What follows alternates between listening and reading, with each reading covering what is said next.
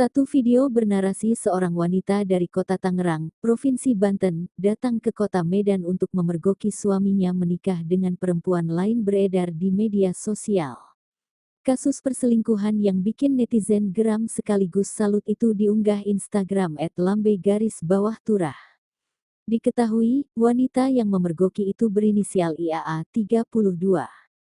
Untuk suami yang dipergokinya berinisial ADP.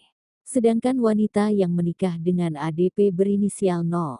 IAA melaporkan kejadian itu ke Polrestabes Medan pada Jumat tanggal 27 Oktober tahun 2023, sekira pukul 16.55 waktu Indonesia Barat.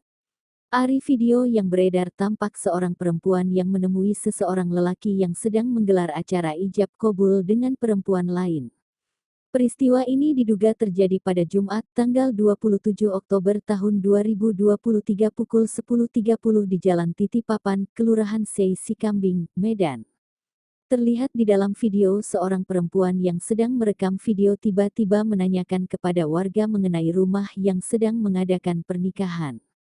Sesampainya di rumah itu, perempuan tersebut mengucapkan salam dan dibalas oleh orang-orang yang ada di dalam rumah itu. Seperti yang ditunjukkan dalam video, rumah itu penuh dengan tamu dan keluarga besar mereka yang menyaksikan proses ijab kabul. Di lain pihak, Kanit PPA Polrestabes Medan AKP Gabriela mengatakan pihaknya telah menerima laporan korban. Saat ini, petugas